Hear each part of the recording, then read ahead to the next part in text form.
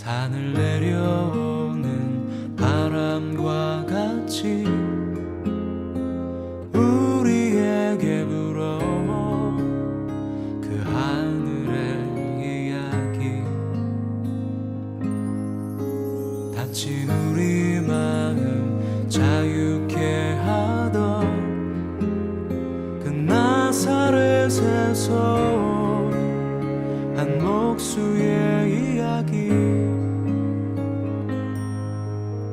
나와 같은 이도 복이 있다던 이전엔 한 번도 듣지 못한 이야기, 우리 이마에 맺혀있는 땀들 진저리 쓰다듬던 예수님의 이야기,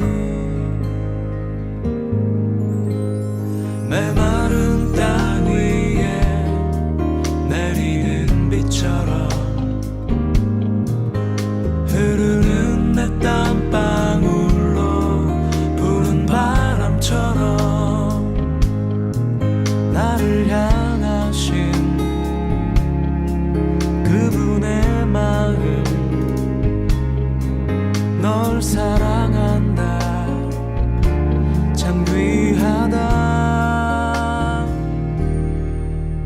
나의 모든 짐 그 어깨에 지고 갈보리 향해 가던 예수님의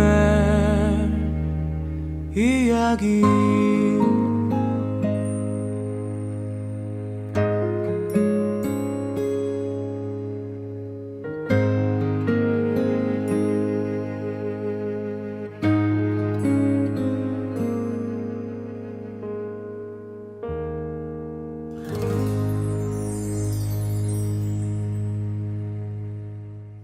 AKA 세 번째 시간입니다. 3시간 동안에 예수님은 누구신가?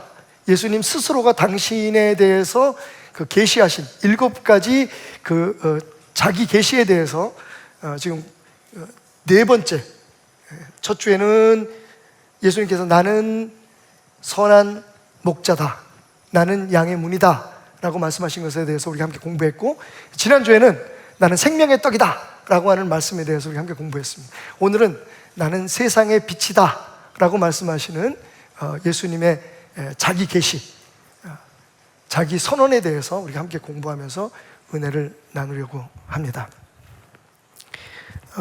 프랑스에서 매년 실시하는 국민 건강 실태 조사가 있습니다. 프랑스 보건국에서 이 건강 실태 조사를 하는데 재미있는 결과가 매년 나오는 거예요. 그게 뭐냐면 프랑스 해안가에 있는 칼레라고 하는 도시가 있는데, 그 도시에서 사는 사람들과 프랑스와 스페인을 가로지르는 피레네 산맥이 있습니다. 피레네 산맥 지역에서 사는 그런 그 주민들과 건강을 비교해 본 거죠. 그런데 놀랍게도 이 피레네 지역에서 사는 사람들의 건강이 훨씬 좋았다는 겁니다. 단적으로 몇 가지 예를 들자면, 칼레라고 하는 아주 환경도 좋고 바닷가에 좋은 곳에서 사는 사람들이 건강이 더 나빴는데, 특별히 소화기와 관계되는 암, 예를 들면 뭐 위암, 대장암, 뭐 이런 식도암, 십이지장암, 뭐 이런 암들이 걸리는 그 비율이 3배가 높았고요. 발병률이 3배가 높았고, 그리고 간과 관계되는 질병들, 뭐 간경화라든지 이런 질병들이 역시 3배 정도 발병률이 높았답니다. 피레네에 사는 사람들이 더 건강했던 거죠. 그런데 한 가지 더 주목할 것은 자살률도 칼레 사람들이 훨씬 더 높았다는 거예요. 이제 그 당시에 처음 건강 상태를 실태를 조사할 때는 사실은 기술이 발달하지 못해서 그 원인까지는 알 수 없었어요. 그래서 이상하다, 매년 똑같은 결과가, 거의 비슷한 결과가 나오는데 도대체 왜 피레네 사람들이 더 건강할 걸까? 그것도 아주 건강할 걸까? 60분만 아니라 정신까지도 건강하더라는 거죠. 먹는 거 조사하고 생활습관 조사하고 다 했는데 원인을 찾을 수가 없었어요. 그런데 시간이 흐르면서 최근에 그 원인이 밝혀졌습니다. 여러분, 원인이 뭘까요? 바로 일조량이었습니다. 이 피레네 산맥 쪽에 사는 사람들은 1년 내내 햇볕을 받고 살았던 거죠. 칼레에 사는 사람들은 바닷가니까 여러 가지 환경이 좋았지만 먹는 것도 좋고 굉장히 문명무한된 삶을 살았지만 사실은 구름이 끼고 그런 날들이 많아서 일조량이 대단히 부족했다는 겁니다. 그래서 결론을 내렸죠. 복음국에서 무슨 결론을 내냐면, 이 사람에게 있어서 이 태양빛, 빛이 얼마나 중요한가. 우리의 생명을 갖게 하고 유지하는데 빛은 절대적인 필수 요소다라고 하는 것을 알게 되었다는 겁니다. 그래서 이제 제안을 하게 됐죠. 따뜻한 햇살이 비치는 공원에 나가서 하루에 1-2시간씩 꼭 시간을 보내라.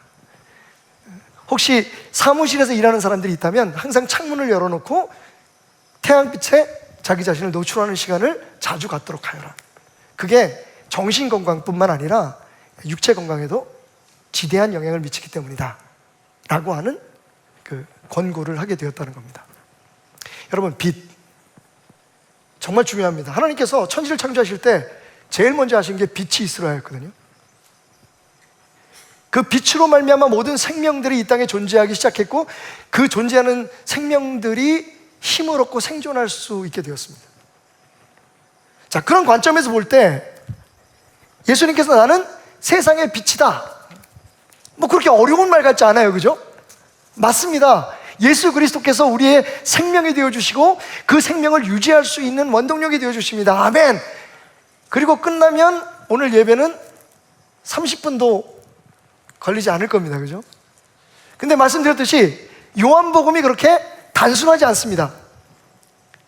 어린아이가 건너갈 수 있을 만큼 얕은 물이지만 동시에 코끼리가 빠져 죽을 만큼 깊은 강물이기도 하다.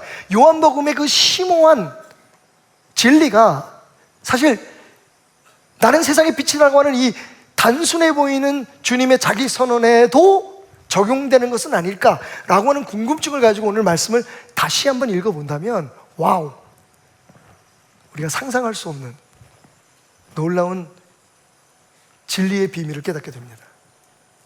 함께 가보실까요? 자, 성경을 가져오신 분들은 저와 함께 성경을 한번 펼쳐봤으면 좋겠습니다. 자, 요한복음 8장입니다. 오늘 요한복음 8장 12절을 우리가 본문으로 읽었는데, 요한복음 8장 1절부터 우리의 진리 탐구의 여정을 시작해 보십시다. 8장 1절. 좀 이상하지 않습니까, 여러분? 여러분이 가지고 있는 성경이 제가 가지고 있는 성경과 같다면 8장 1절에서부터 새로운 문단이 시작되는 게 아니라 7장 53절 마지막 절부터 문단이 시작되는 것을 볼 수가 있습니다, 그죠? 처음에 문단을 나눌 때는 8장 1절부터 시작했을 텐데, 나중에 성경을 다시 편집하면서, 특히 한글 성경을 편집하면서 53절을 8장 1절에 편입시킨 겁니다. 그런데 53절에 다 각각 집으로 돌아가고 라고 하는 말씀 앞에 여러분 부호가 있죠. 우리가 보통 그 큰 괄호라고 얘기하는 부호를 발견하게 될 것입니다. 이 부호가 큰 괄호가 열렸으니까 그럼 닫힌 부분이 있을 거 아니에요? 그 닫힌 부분이 어딜까 한번 쭉 따라가 보시면 11절, 오늘 우리가 함께 읽었던 본문 말씀의 바로 앞절인 11절 끝에 큰 가로가 닫힙니다. 성경에 이렇게 이상한 부호가 나오면 여러분 관심을 가지셔야죠. 그게 하나님 말씀을 공부하는 재미입니다. 그러면 이게 무슨 의미일까? 말씀을 딱 보니까 여러분, 아래 풋노트에 뭐라고 써있냐면, 어떤 사본에 7장 35절부터 8장 12절까지는 없음이라고 나와 있어요. 그러니까 어떤 오래된 사본이나 성경책에 보면 이 부분이 통째로 빠져 있다는 거죠. 53절부터 8장 11절까지. 흥미롭죠, 여러분? 그 얘기는 뭐냐면, 이 말씀이 여기 들어가면 굉장히 의미가 있지만 이 말씀이 빠져도 사실은 문맥상 별 문제가 없었을 것이다 라고 우리가 추측할 수 있는 거죠.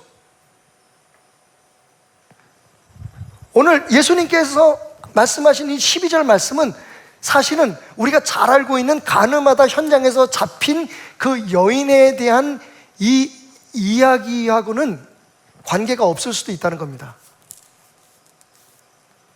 혹은 그 이야기가 예수님께서 하신 말씀을 더 확실하게 우리에게 설명하기 위해서 훗날 거기에 부과된 그런 이야기일 수도 있다는 추측을 우리에게 갖게 하는데, 자, 그렇다면 12절은 52절에 붙여지는 게 맞습니다. 그러니까 12절이 8장 1절이 되고, 그래서 7장 52절 바로 뒤에 붙어지는 게 맞는데, 자, 문맥상 여기 또 한 가지 우리가 관찰할 게 있어요. 45절부터, 7장 45절부터 제가 읽겠습니다. 아랫사람들이 대제사장들과 바리새인들에게로 오니 그들이 묻되 어찌하여 잡아오지 아니하였느냐. 아랫사람들이 대답하되 그 사람이 말하는 것처럼 말한 사람은 이때까지 없었나이다 하니, 바리새인들이 대답하되 너희도 미혹되었느냐. 당국자들이나 바리새인 중에 그를 믿는 자가 있느냐. 율법을 알지 못하는 이 무리는 저주를 받을 자로다. 그 중에 한 사람 곧 전에 예수께 왔던 니고데모가 그들에게 말하되 우리 율법은 사람의 말을 듣고 그 행한 것을 알기 전에 심판하느냐. 그들이 대답하여 이르되 너도 갈릴리에서 왔느냐. 찾아보라. 갈릴리에서는 선지자가 나지 못하느니라 하였더라. 자, 이 말씀 뭐냐면 예수님의 하신 말씀을 꼬투리로 잡아서 예수님을 지금 죽이려고 하는 그 당시의 종교 지도자들이 예수님을 잡아오지 못한 아랫사람들을 책망하는 그런 이야기입니다. 그리고 거기에 니고데모라고 하는 사람, 아주 중요한, 성경에서 중요한 인물이죠. 예수님께 몰래 찾아왔던 그 율법사 니고데모가 어떻게 해야 구원을 받을 수 있습니까? 라고 물어봐. 예수님께서 말씀하시기를 네가 물과 성령으로 거듭나지 아니하면, 그때 그 니고데모가 여기 등장합니다. 그리고 그 예수님을 올무로 묶어서 죽이려고 하는 사람들에게 얘기하죠.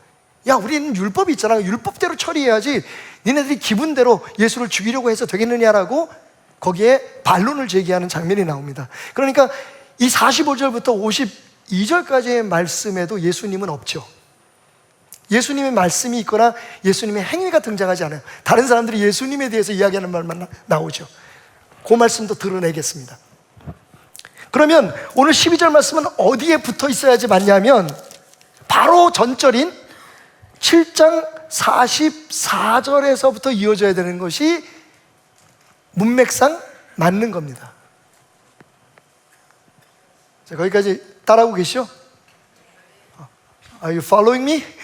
따라오고 계시죠? 자, 그러면 자, 이게 왜 중요하냐를 지금부터 말씀드릴게요.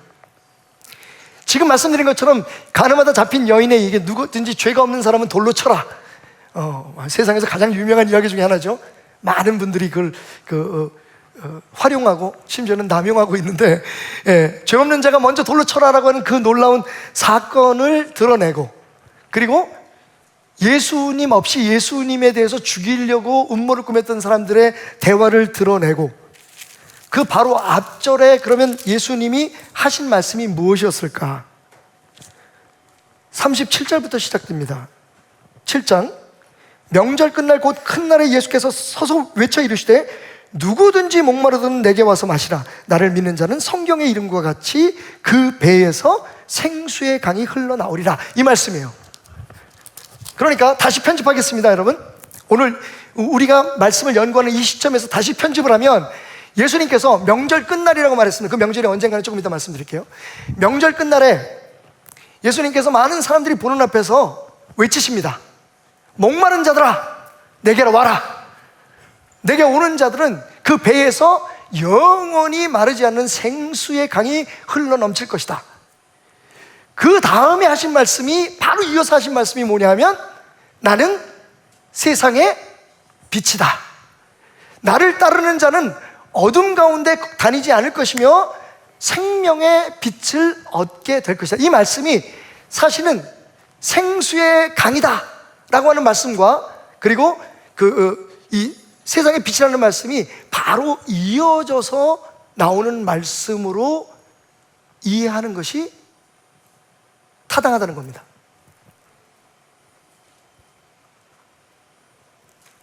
기억하시죠? 이 말씀을 언제 하셨다고요? 명절 끝날입니다. 그 명절은 언제일까요? 설날일까요? 추석일까요?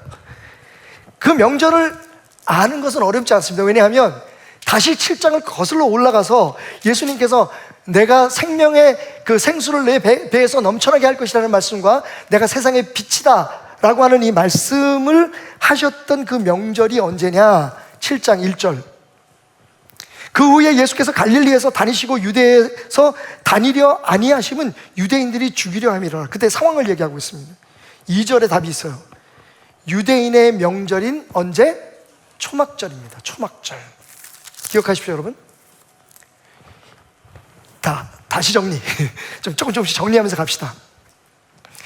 예수님께서 사역 가운데 3년 동안 이 땅에서 사역하시는 가운데 어느 초막절에, 초막절의 끝날, 초막절은 7일 동안 광야에서 이스라엘 백성들이 생활했던 것, 그리고 그 악조건에서 하나님께서 어떻게 그들을 인도하셨는지, 보호하셨는지를 잊지 않기 위해서 매년 행하는 절기입니다. 7일 동안 그들이 초막을 져요. 장막을 짓습니다. 나무가지로 뭐 여러 가지 종류의 그런 도구를 가지고, 그 재료를 가지고, 집이 아니라, 집이 다 있는 사람들인데 지붕 꼭대기, 유대의 가옥들은 평평하게 되어 있으니까요, 그 위에, 그러니까 우리가 옥상이라 그러죠. 옥상 위에나 아니면 마당이나 길거리에, 공터에 초막을 진짜 짓습니다. 그리고 온 가족이 7일 동안, 그 초막절 기간 7일 동안 그 텐트 안에서, 그 임시 가옥 안에서, 초막 안에서 살아요. 그렇게 하는 이유는 자손 대대로 하나님의 백성의 역사 속에 하나님이 우리를 어떻게 인도하셨고 우리를 어떻게 구하셨는지 그 은혜를 잊지 말자라고 하는 의미에서 행하는 그런 절기인 거죠. 그런데 하나님께서 이 7일 동안의 초막절을 명령하시고 난 다음에 뭐라고 말씀하시냐면요, 레위기에 보면 그 초막절 마지막 날 8일째 되는 날, 이 날이 아주 특별해요. 이 8일째 되는 날을 히브리어 말로 쉬미나 아짜레트라고 합니다. 쉬미나 아짜레트라는 말은 8번째 날이라는 뜻인데, 초목절 7일 동안을 야외에서 살고, 그리고 마지막 8일째 되는 날 특별한 2가지의 상징적인 행사를 했어요. 7일 동안은 초막에서 살면서 광야에서 인도하신 하나님의 은혜를 생각하고, 그리고 그것이 끝나는 날 8일째 쉬민의 아ጼ르트라고 하는, 쉬민이 아ጼ르트라고 하는 이 날에, 이 특별한 날에는 아무도 일을 하지 않았어요. 대신 이 2가지의 상징적이고 중요한 행위로 하나님의 은혜를 기억하는 행사를 했습니다.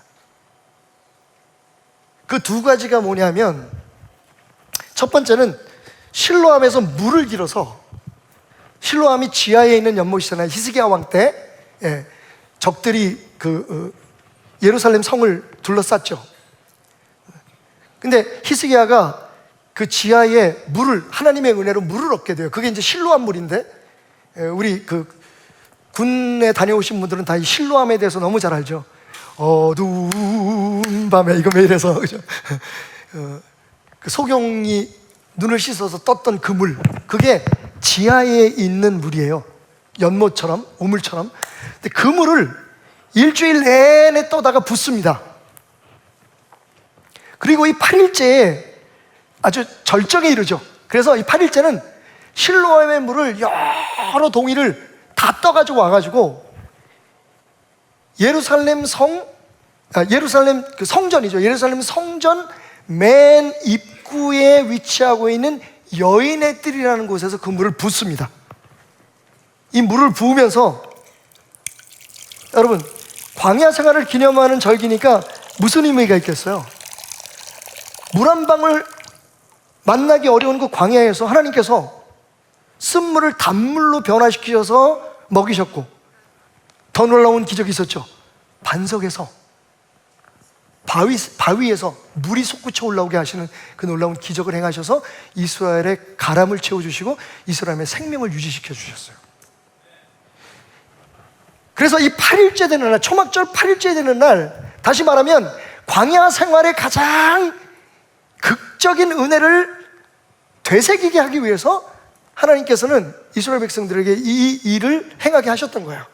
실로암에 가서 어렵사리 물을 떠다가 이스라엘 백성들이 그 물을, 제사장들이 그 물을 여인의 뜰에 붓습니다. 하나님의 은혜다.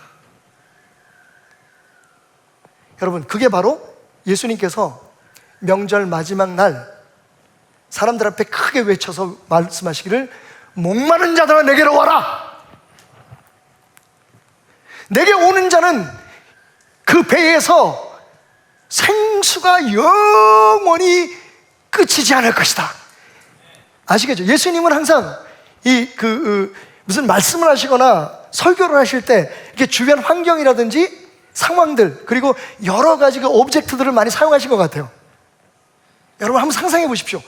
사람들이 한쪽에서 막 물을 붓고 하나님을 찬송하고 예배하고 있는데 예수님께서 거기서 탁 높은 데 올라가서 소리를 지르시는 거예요.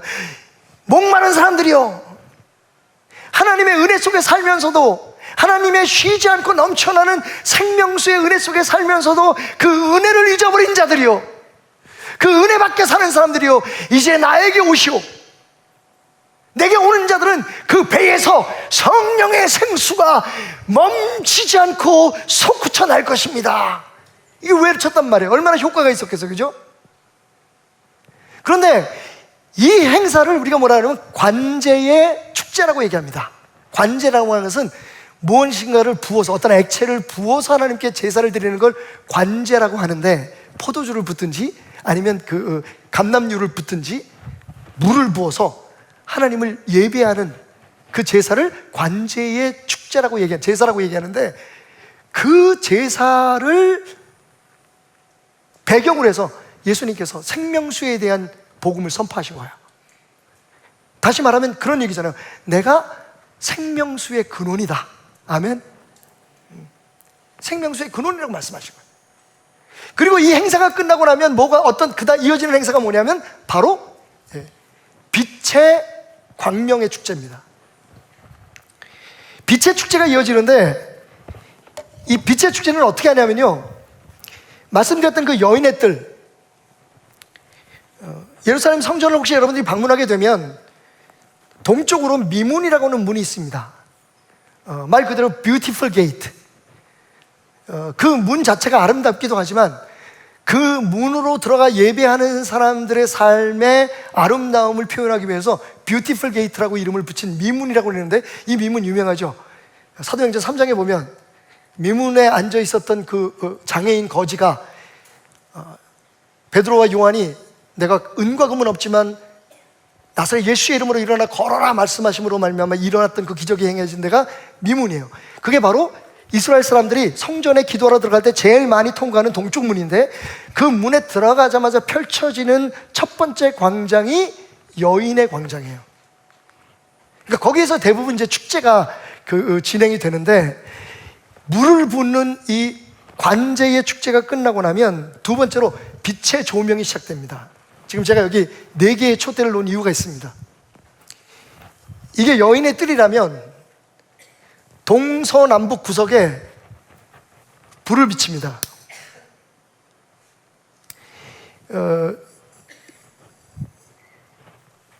그 축제에 참석했던 사람들의 이야기에 의하면 그 불을 피우는 기둥의 높이가 약 25m였다 그래요.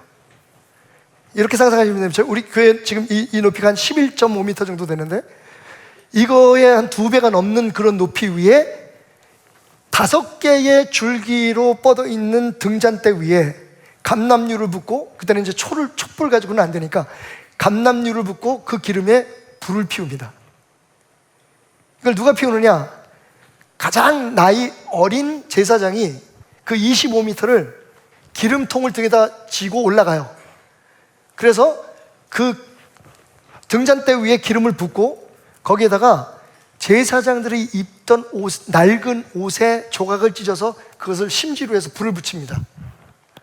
동서 남북에다가 이렇게 4곳에. 여러분, 성경에 동서남북이 나올 때는 항상 우리가 기억해야 될 게 있죠. 보통 부흥의 역사가 동에서 서에서 남에서 북에서 온다고 하는 말은 뭡니까? 이건 전 세계를 뜻하는 거예요. 온 세상을 뜻하는 거거든요. 그러니까 이 여인의 뜰에 25m 높이에, 여러분 상상을 해보십시오. 거기를 가장 나이 어린 제사장에 올라갑니다. 우리 교회도 내년부터는 진짜 25m 위에다 불을 한번 붙여서 여러분에게 설교를 해볼까 하는 생각인데, 그럼 누가 올라가야 될까요? 당연히 황성문이가 올라가야지. 제일 어린 목사가 올라가야 되니까. 그 어린 제사장이 무슨 죄가 있는지 25m로 올라가서 거기다 불을 비추면요, 약간 유대인들도 우리나라 사람들처럼 좀 뻥이 심한 것 같아요. 뭐라고 얘기하냐면, 그 불빛이 얼마나 찬란했는지 예루살렘 온 도성을 다 밝혔을 뿐만 아니라 그 빛을 예루살렘에서 25km 정도 떨어져 있는 여리고 도성에서 사람들이 보면 그게 보일 정도로 예루살렘을 환하게 비췄다는 겁니다. 물을 붓고 사막에서 그들을 먹이시고 입히시고 물로 목을 가르지 않도록 지켜주신 하나님의 은혜를 기억하고, 그리고 바로 이어지는 행사가 뭐였냐면 불을 피우는 거였어요. 그것도 온 세상을 밝힐 수 있는 빛. 그 불 밑에서 예수님께서 하신 말씀이에요. 내가 세상의 빛이다. 우리가 그냥 귀로 듣고 읽는 거하고는 너무 다른 거죠, 지금. 그죠? 좀 상상이 가십니까?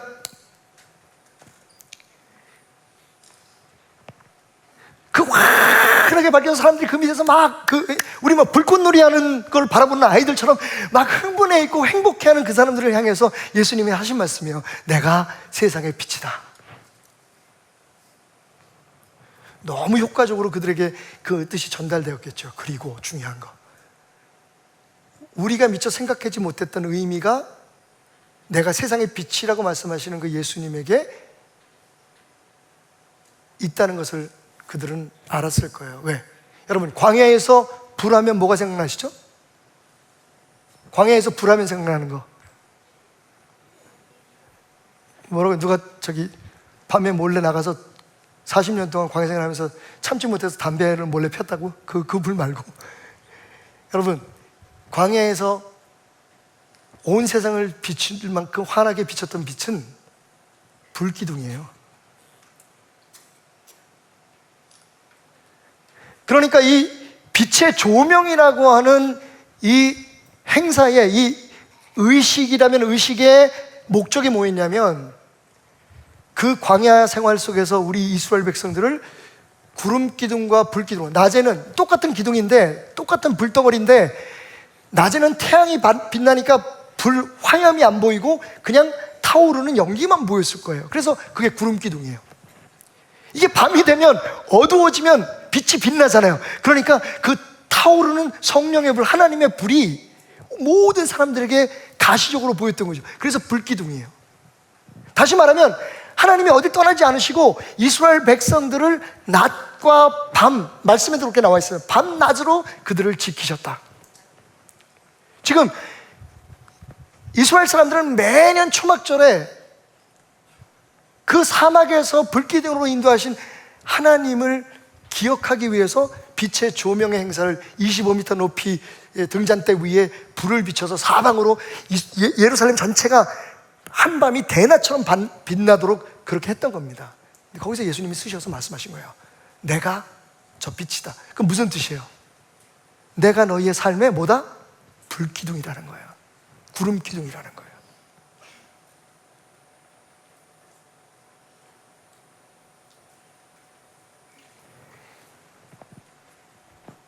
그러면서 말씀하시기를, 나를 따라오는 자는, 내가 광야 생활에서 하나님께서 이스라엘 백성을, 그 백성들을 이끌었던 불기둥과 구름기둥처럼 이 땅에 왔다. 그 불기둥과 구름기둥은 사실은 나의 그림자이다. 이제부터는 내가 너희의 삶을 인도하고 내 삶 앞에서 너희를 보호하는 불기둥으로 역사할 텐데 어떻게 하라고요? 너희는 나를 따라와라. 그러니까 나는 너희들의 불기둥이 되어주고 너희는 나를 따라와야 한다. 그러면 더 이상 어둠 속에서 너희들이 살아갈 이유가 없다. 그러니까 어둠은 여러 가지를 상징하잖아요, 여러분. 그죠? 오늘 이 자리에서 예배드리면서 아직도 마음속에 어둠이 있으신 분들이 계실 거예요. 걱정이 있고 근심이 있고 뭔가 불확실한 미래에 대해서 두려움이 있고. 예수님께서 말씀하세요. 나를 따라오면 너희의 삶에 그 어둠이 사라질 거다. 더 이상 어둠 속에 걸을 필요가 없어. 나를 따라오는 것이 너희들이 갖고 있는 그 삶의 여러 가지 우울증, 정신쇠약, 이런 모든 문제에서 벗어날 수 있는 길이다. 그리고 그렇게 나를 따라오는 자는 결국 생명의 빛을 얻게 될 것이다. 이게 예수님께서 그날 하신 말씀의 참 뜻입니다. 여러분, 예수님은 광야 생활 같은 이 땅을 살아가는 우리들에게 불기둥, 구름기둥과 같은 존재입니다. 그 예수님께서 우리에게 말씀하십니다. 호 아클로손 MOE. 한번 따라해볼까요? 호 아클로손 MOE. 나를 따라와라. Follow me. 나를 따라와라. 여러분, 우리가 해야 할 건 우리의 삶의 참 생명을 누리고 우리의 삶의 진정한 의미를 깨닫고 우리의 삶이 정말 에너제틱하게 하나님이 공급하시는 그 성령의 은혜와 능력으로 가득 채워지고, 그리고 우리의 삶이 어딜 가든지 무엇을 하든지 모든 위험에서 지키시는 하나님의 보호하심, 그 은혜의 날개 그늘 아래 머무는 방법이 뭐냐? 그 무엇보다도 나를 따라와라 라고 말씀하시는 그 예수 그리스도를 따라가는 거예요.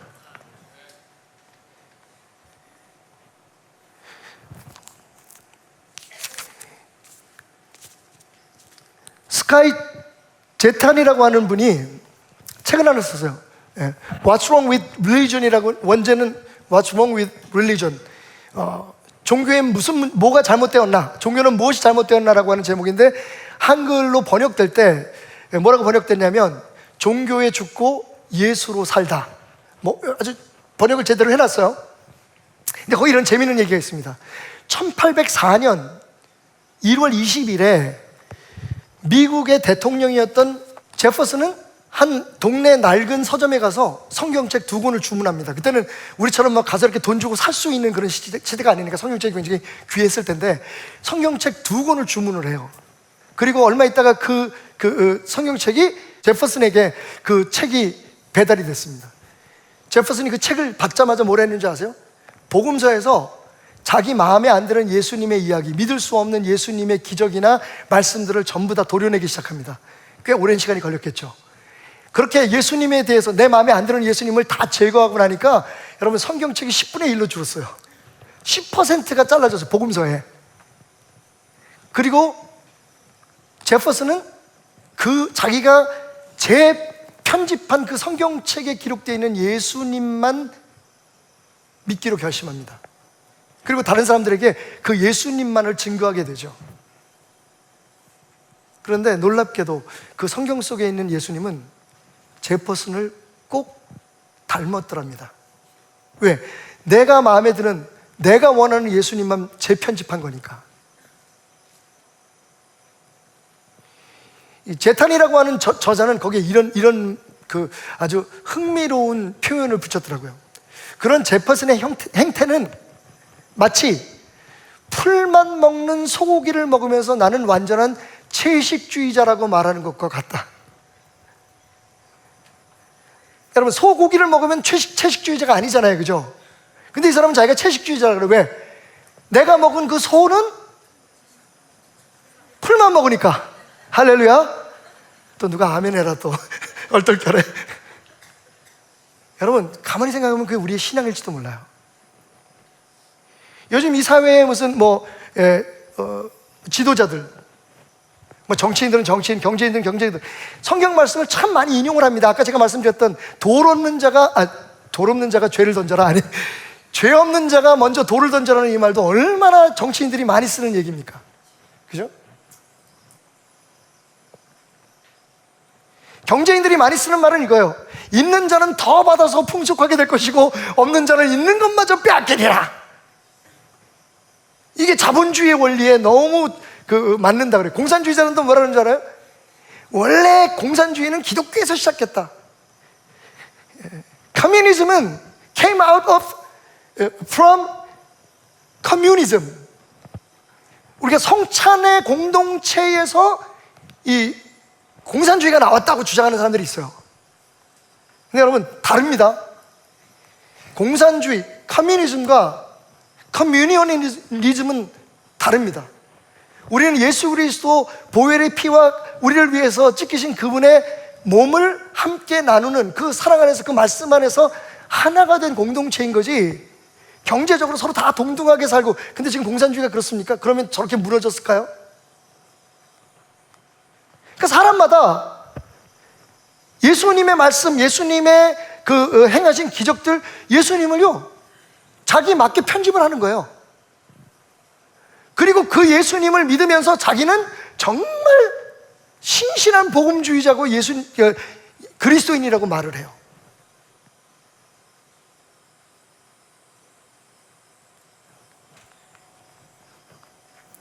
오늘 이 말씀도 그래서 우리가 그 뜻을 정확히 알아야 됩니다. 예수님께서 뭐라고 말씀하시냐면,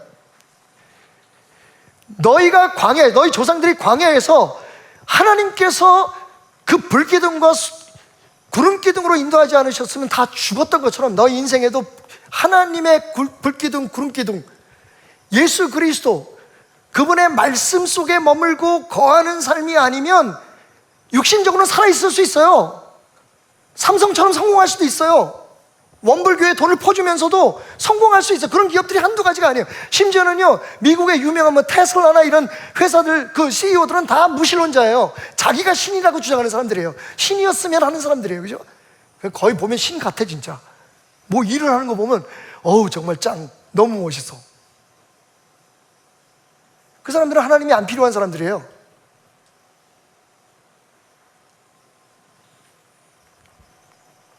스티브 잡스는 불교신자였어요. 저는 그들이 믿고 있는 어떤 종교에 대해서 지금 비판하려고 하는 게 아니라 하나님 없이, 예수님 없이 살 수 있다는 거예요. 그것도 아주 잘 살 수 있어요. 근데 여러분, 빛이 곧 행복은 아닙니다. 제가 요즘 그걸 더 많이 느껴요. 우리나라 이 사회에서 살면서 정말 유명하고 막 빛나는 사람들 보면, 뭐 우리 연예인들이라든지 이런 사람들 보면서 우리가 막 부러워하잖아요. 아우 나도 저렇게 빛나는 사람. 근데 여러분, 빛이 나려면 무엇인가 타야 되잖아요. 빛을 내는 모든 물질들은요 엄청나게 빠른 운동작용이 필요합니다. 그 에너지가 빛으로 나오는 거죠. 서로 부딪히고 막 이래야지 불이 나오는 거예요. 쉽게 말해서 우리가 그 원자력도 마찬가지죠. 그죠?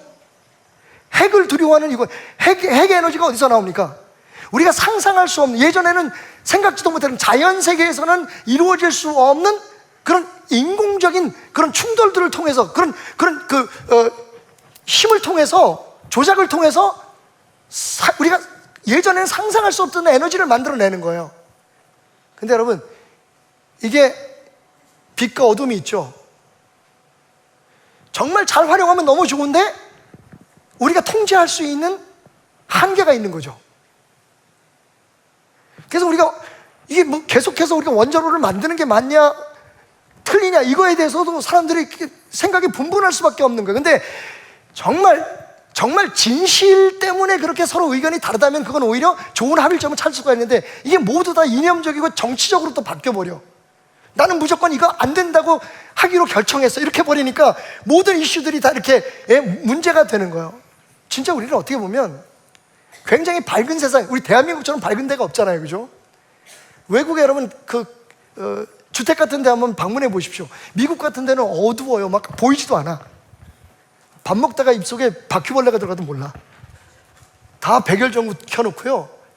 우리나라는요, 외국 사람들이 보면 다 놀래요. 이렇게 화난 데가 어디다. 근데 정말 우리나라가 밝다고 생각하십니까, 여러분? 아까 우리 장로님 기도하실 때도 제 가슴이 뭉클했는데, 우리 다음 세대에게 물려줄 이 땅과 이 나라는 밝음입니까? 어둠입니까?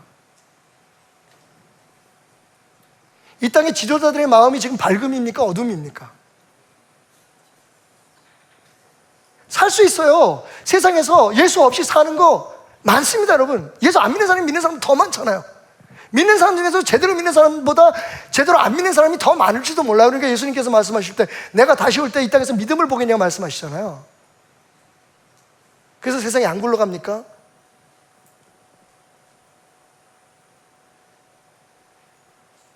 중요한 건 우리의 영적 자아예요.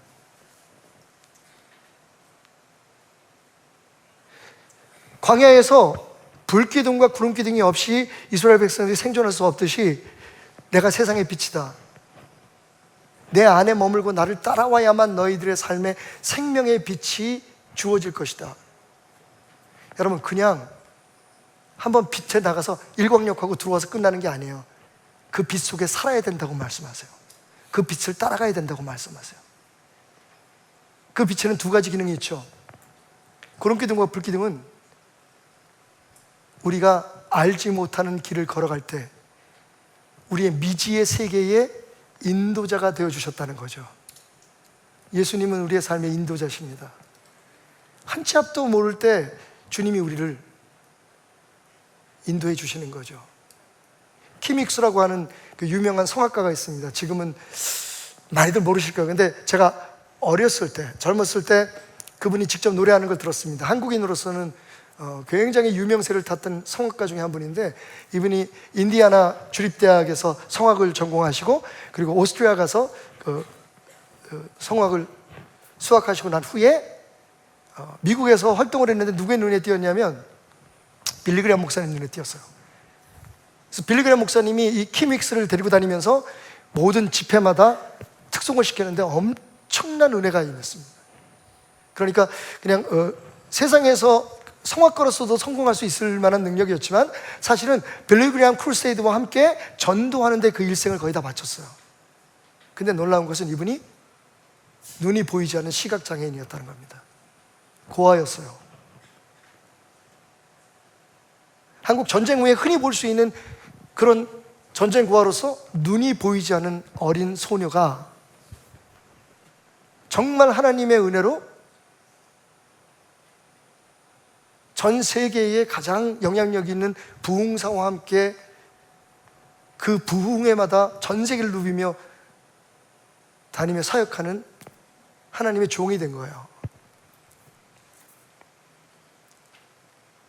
그녀는 항상 찬양을 할 때마다 왠지 모르게 그 떨림을 극복할 수 없었다고 얘기해요. 자기의 능력에 대한 불신에서가 아니에요. 어차피 눈이 안 보이니까 앞에 사람이 몇 명 앉아 있는지는 별로 중요하지 않았어요. 뭐가 중요했느냐? 하나님의 은혜가 아니면 내가 오늘 이 자리에 설 수 있었을까? 정말 생각하면 모든 게 은혜예요. 마치 하나님이 세상에 은혜를 깨닫게 하기 위해서 자기를 사용하신다고 생각했어요. 부모 없이 혼자 눈도 안 보이는, 여러분, 그 당시에 그분의 연세에 대한민국에서 그분이 성공할 수 있는 확률이 얼마나 됐을까요? 근데 그가 온전히 자격이 없는데, 그렇게 할 수 없는데 하나님께서 되게 하셨잖아요. 하나님께서 사용하셨잖아요. 그게 은혜의 정의잖아요. 그죠, 여러분?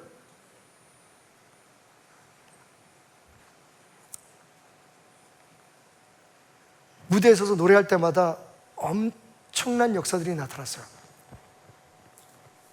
한 번은 기자들이 묻습니다. 키믹스 씨, 당신의 성경의 비결이 뭡니까? 그녀가 말했어요. 하나님의 은혜입니다. 근데 기자님, 제가 깨달은 사실이 하나 있어요. 제가 눈이 안 보이기 때문에 꼭 처음 가는 곳에 가면 누군가 제 손을 붙들고 저를 인도해 줍니다. 근데 그 사람들은, 저를 안내하는 사람들은 절대로 1000m 앞에 혹은 20km 앞에 뭐가 있다고 저한테 말하지 않습니다. 그들은 항상 제 발밑을 바라보며 얘기하죠. 키믹스 씨, 발 앞에 돌이 있네요. 지금부터 계단이 시작됩니다. 항상 그들은 제 한 걸음 앞을 바라보며 인도합니다. 제가 여기까지 올 수 있었던 이유, 하나님이 저를 그렇게 인도해 주셨기 때문입니다. 하나님은 한 번도 저에게 10년 후에 100년 후에 네가 누가 될 것이다, 어떻게 될 것이다 라는 말씀을 하지 않으셨습니다. 매일 아침 눈을 뜨면 앞이 안 보이는 제 손을 잡으시고 한 걸음 한 걸음 어린아이의 발걸음을 가르치시니 그렇게 제 발 앞만을 바라보며 인도해 주셨습니다. 여러분, 그게 구름기둥이잖아요. 그게 불기둥이에요. 이스라엘 백성은 그 불기둥이 움직일 때 같이 움직였고, 때로는요 한 달씩 몇 년씩 그 구름기둥이 안 움직일 때도 있었대요. 그러면 거기서 그냥 머물러 있었어만 했어요. 자기 의지로, 자기의 생각으로, 자기 마음대로 한 걸음도 앞서지 않았습니다. 왜? 그들이 처음 가는 이 광야길에서 그들이 살 길은 오직 그들을 인도하시는, 바로 한 치 앞을 내다볼 수 없는 그들의 앞을 인도하시는, 매일매일을 인도하시는 그 하나님의 구름기둥, 불기둥이 있었기 때문이에요. 구름기둥과 불기둥의 또 하나의 특징은, 마지막 특징은 하나님의 놀라운 보호하심이에요. 여러분, 상상을 해봤어요. 200만이 넘는 사람들이 쫙 줄을 지어서 지금 광야를 걸어갑니다. 이 앞에서 저 끝까지만 해도 어떤 분들은 한 300만 정도 됐을 거라고 하는데, 앞에서부터 저 끝에까지, 여러분 장정들도 아니에요. 어린아이들, 노인들, 그리고 막 짐승들 다 끌고 가는 그 행렬이 처음부터 끝까지 제가 볼 때는 몇 시간 간격이 되지 않았을까요? 어쩌면 며칠 거리도 걸렸을지도 몰라요. 근데 여러분, 처음 사람이나 맨 끝에 사람이나 그 불기둥과 구름기둥을 다 볼 수 있었어요. 어떻게 해요? 땅에서부터 하늘까지 그게 치솟아 올라 있었다는 거죠. 와우. 근데 낮에는 그 구름기둥에, 구름만 보이는 그 기둥의 열기보다는 그 기둥이 만든 그늘이 그 타 죽을 듯한 광야에서 이스라엘 백성들을 지켜줬던 거예요. 지금도 중동에 가면 그 더운 날씨에 사람들이 머리에다 뭘 쓰고 다녀요. 우리가 생각할 때, 아이 저 바보들, 이거 벗으면 더 시원할 텐데. 절대 안 그래요. 그거 벗으면 죽는데요. 그게 더 시원하대요. 불기둥, 구름기둥, 우리가 생각할 때, 어우 그 더운 사막에 불기둥, 구름기둥이 뭐야. 근데 여러분, 그게 오히려 그거보다 더 강렬한 태양의 자외선, 태양의 열기를 막아주는 그늘을 만들어준 거예요. 그 그늘을 따라서 이스라엘 백성이 진행할 때 이스라엘 백성들은 하나도 덥지 않았어요. 지치지 않았어요. 그게 하나님의 구름기둥이에요. 밤에는요, 그게 난로예요, 난로. 그 불기둥을 중심으로 해서 다 모이잖아요. 추운 사람이 없었어요. 상상을 해보십시오, 여러분. 이 화력이 어느 정도 될까요? 와우. 고개가 안 내려와. 놀래가지고. 저 하늘까지 치솟아 오르는 그 불기둥이 주변의 모든 공기를 따뜻하게 만들어줬겠죠. 또 한 가지 특징이 있어요. 짐승들이 가까이 오지 못해요. 짐승들은 불을 무서워하거든요. 근데 여러분, 불도 이런 모닥불도 아니고 하늘까지 치솟은 불기둥을 보면서 어떤 짐승들이 그들 곁에 올 수 있겠어요? 또 하나, 적들이 그 불기둥과 이스라엘 백성들 사이를 가로막고 있는 그 불기둥 때문에 적들이 접근을 할 수가 없었어요. 보이지가 않았어요. 그 구름 때문에 낮에는 이스라엘의 위치를 볼 수 없어요. 완전히 연막탄인 거지. 밤에는 조명탄이고. 생각해보면 이 구름기둥과 불기둥은 이스라엘 백성들이 필요한 모든 거였어요. 옷도 데워줬고요, 그죠? 그리고 무기도 데워줬고요, 쉴 수 있는 집의 벽도 데워줬어요. 모든 게 다. 온도, 환경, 이걸 다 지켜줬던 거예요. 그게 하나님의 사랑이거든요. 예수님께서 오늘 그 말씀하시는 거예요. 내가 너희의 인생에 구름기둥, 불기둥이다. 내가 광야에서 너희를 이끌고 보호했던 빛이다. 그러면서 말씀하셨어요. 여러분, 그러면서 말씀하셨어요. 이게 중요합니다. 나는 여기 이렇게 불기둥을 기둥으로 구름 기둥으로 너희를 인도하기 위해서, 너희를 보호하기 위해서 있는데 너희는 어떻게 할래? 나를 따라올래? 아니면 그냥 나를 안다고 생각하고 나를 믿는다고 생각하고 네 마음대로 살래?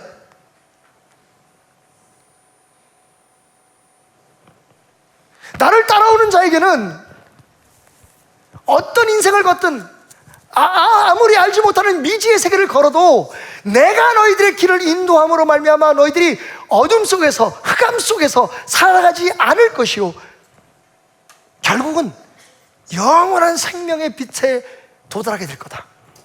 그런데 나를 알면서도, 나를 믿는다고 하면서도 자기가 만든 예수, 자기 마음에 드는 예수, 내 고집, 내 아집에 의해서 재편집된 자기를 닮은 예수를 따라오는 사람은 아무리 나를 믿는다고 얘기하고 자기가 그리스도인이라고 얘기하고 교회를 다녀도 어둠 속에서 벗어나지 못할 것이며 생명의 빛을 얻지 못할 것이다. 예수님 그렇게 말씀하지 않으셨지만 이 말씀 속엔 그런 내용이 확실히 들어있다는 것을 우리가 깨달아야 합니다. 여러분, 예수는 알거나 배우는 것으로 그 은혜와 그분의 사랑을 누릴 수 있는 존재가 아닙니다. 예수님 말씀대로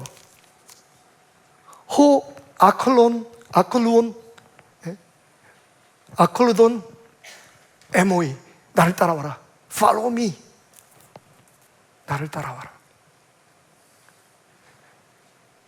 이 나를 따라오라는 말의 뜻이 중요합니다, 여러분. 함께라는, 알파, 함께라는 뜻이 있어요.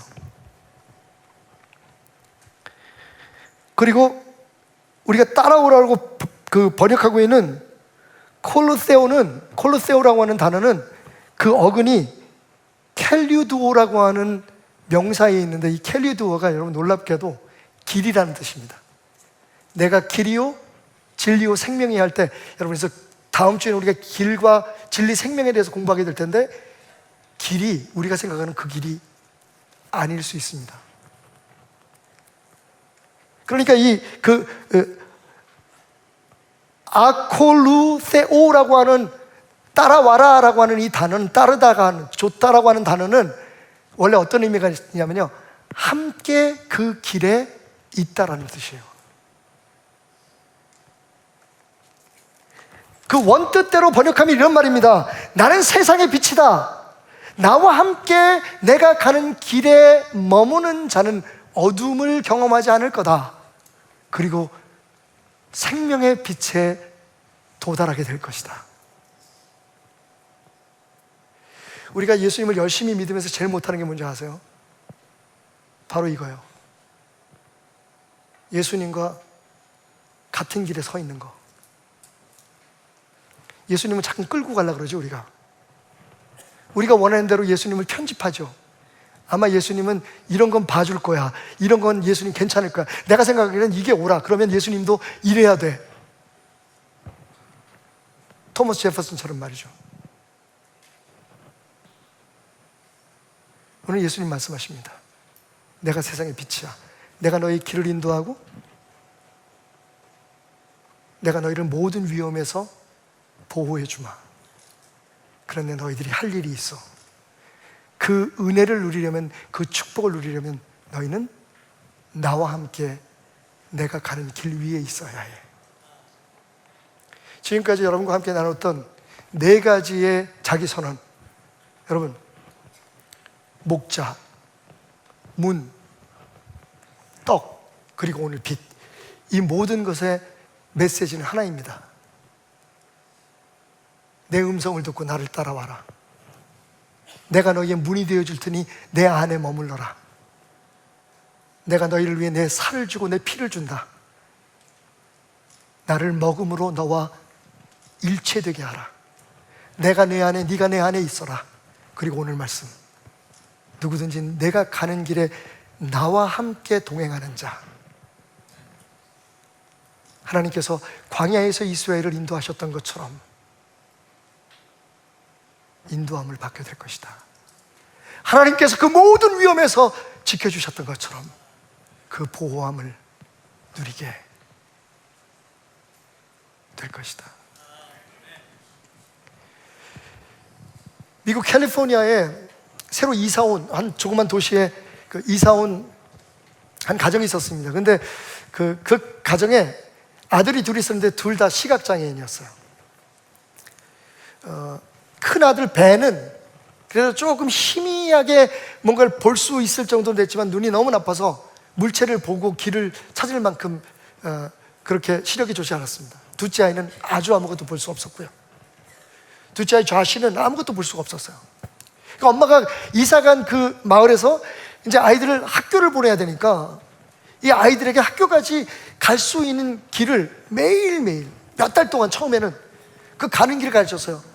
자, 여기서 조금만 가면 오른쪽에 가게가 있단다. 그 가게를 지나면 주유소가 있어. 주유소를 지나면 큰 벌판이 나오지. 그래서 아마 거기 걸어갈 때는 막 바람이 부는 걸 느낄 수가 있을 거야. 얘들아, 그렇지만 두려워하지 마라. 거기서 조금만 더 가면 드디어 너희들이 가야 될 학교의 정문이 나와. 그 학교 정문에서부터 운동장을 통과해서 들어가면 교실이 있단다. 이걸 몇 달 동안 계속해서 두 아이를 데리고 다니면서 스스로 두 아이가 그 길을 찾아갈 수 있도록 가르친 거예요. 그래서 어느 정도 훈련이 됐을 때 이 아이 둘이 드디어 서로를 의지하면서 학교를 가기 시작했습니다. 그런데 자그마한 문제가 있었어요. 뭐냐면 조금 눈이 보이는 벤은 항상 자신이 있는 거예요.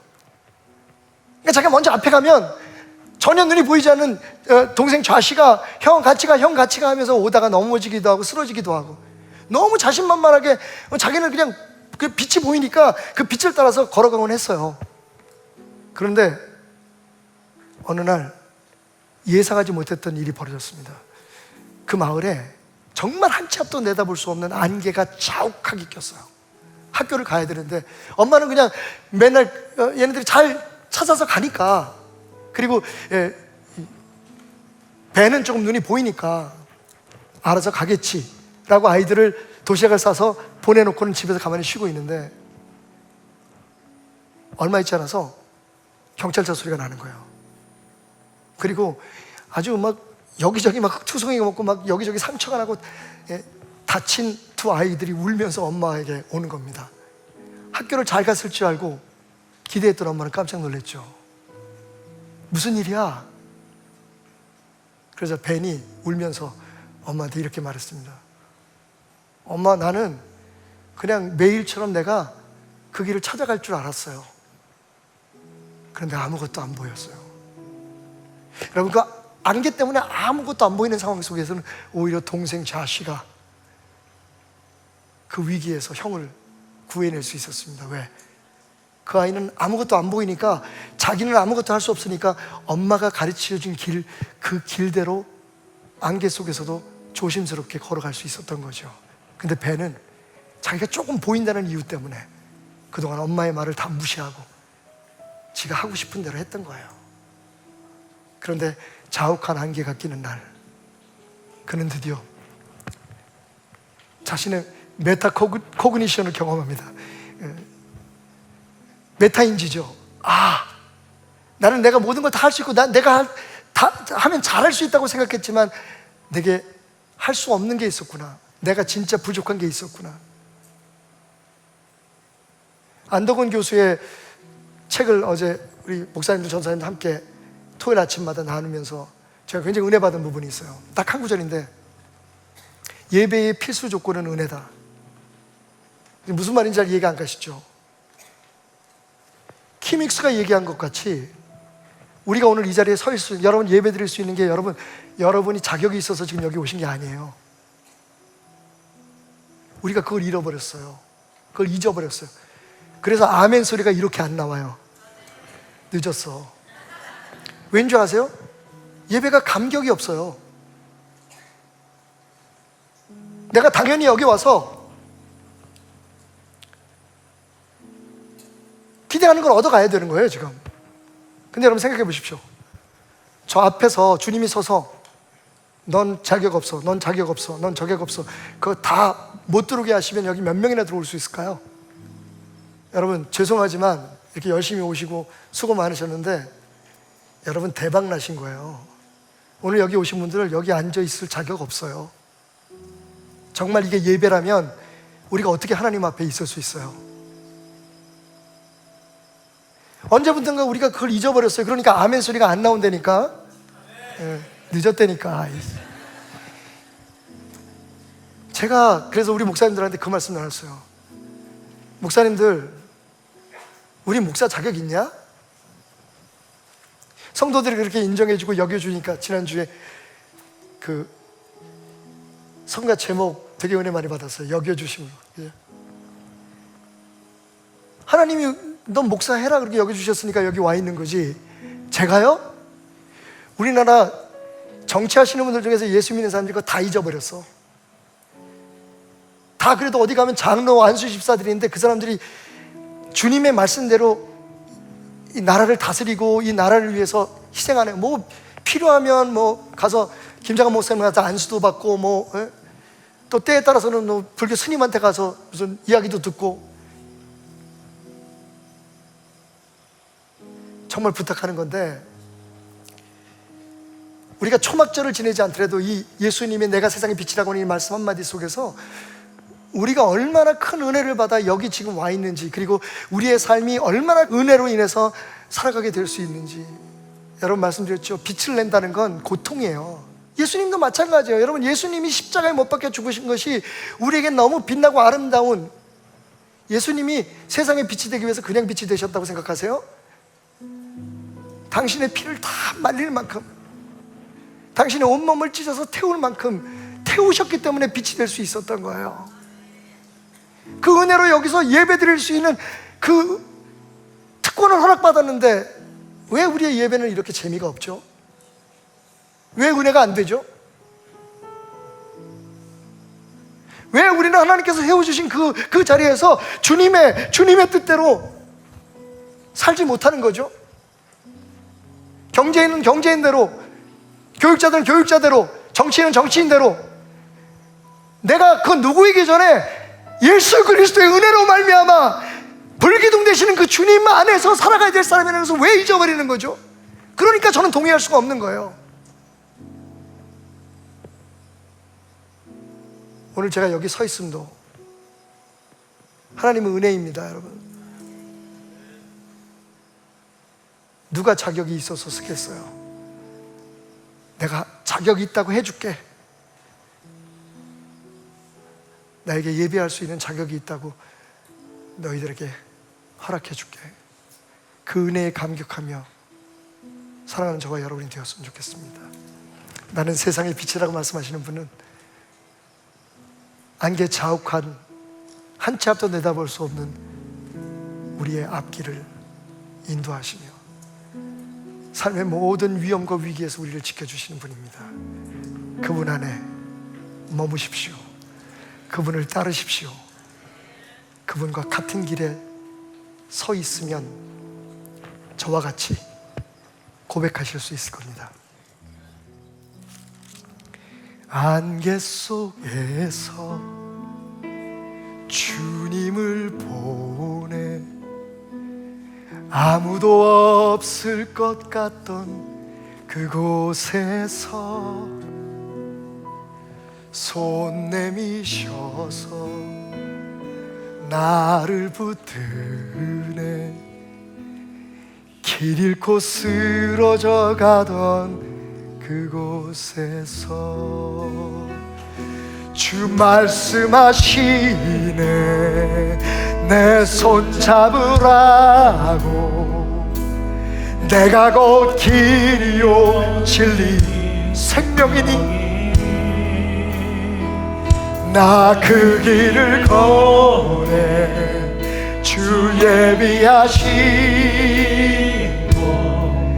다른 길로 돌아서지 않으리 예수님의 길 그 좁은 길 나로 걷게 하소서 주님 손잡고 그 무엇도 두렵지 않네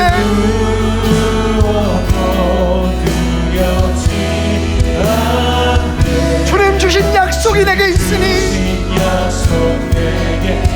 아멘 세상의 길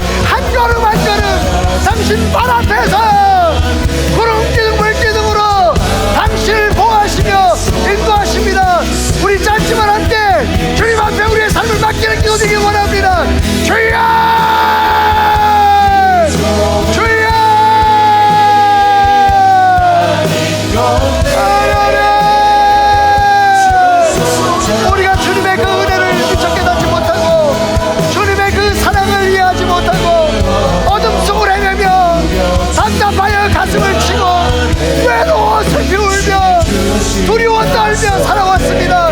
하나님 오늘 이 시간 빛이신 예수의 능력에 모든 어둠을 물리칠지어다.